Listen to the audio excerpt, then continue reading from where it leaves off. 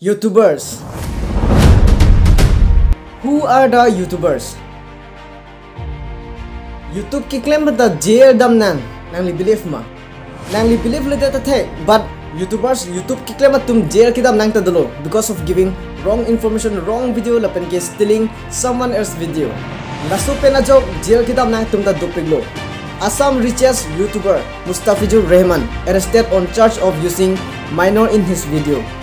Mumbai police arrest YouTuber for posting abusive video against comedian Agrima Joshua. Lason si kaprek ta dolang. YouTubers throw fake currency notes from car in Gurugram arrested. Content kipa interest ji pupera jok si limit cross deti. Laso pen jok si jail nam nang ko. Car pen damom si duplicate money kewa pon public area long lata highway long lan ke restriction do. Lasi YouTubers YouTube ke claim pa mika nangji. Please don't try to copy from them. Lasi YouTube keklem ta matha pame pasi upload nangji. Konane incident lo nang litudun claim ma upload click protente last kenali phanglo nang ka juji lapen nang lo kisunji. Dhruv Rathi labang ke mili most favorite YouTubers lo he speak about current affair lapen ke explanation ha sikithan. But alang isi video lo kithan cold drink spot ahok alam lo bonta high court pen isi hini kichok chi pen jok kang sai pon pe doko.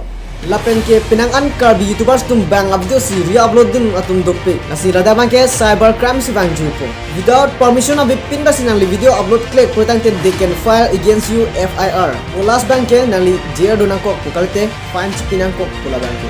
Lapen ke inut karbi YouTubers do best karbi ang wampen.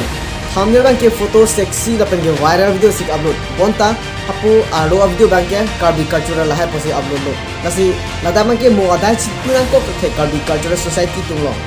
India long YouTubers do pig lo bonta content kaprek sik bang. Nasi itum karbi YouTubers tum content keklem dun de do pig bang. Nasi halason bang kiri dun pen lason bang le keklem dun bang sikeme. Anlo tenali phan munit atum ta aning nangching sampo. Ili tumlong Jinu Vlogs mukrang beki at Tisopi entertain lahai tum do omatidi. Lasi ili tum ta halason at bang le Charlie dun sikeme.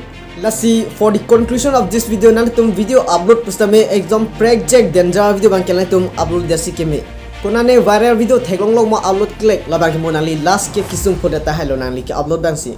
Lasi ilitum mesen pele YouTubers tame claim nang lasi pinya video ke lansi kangton polo nanglitum yosi nili channel lo akimilang ke bang lang protang te please do share subscribe my YouTube channel please. Thank you so much, bye bye. Kadom lan bala pinya video ke. Thank you.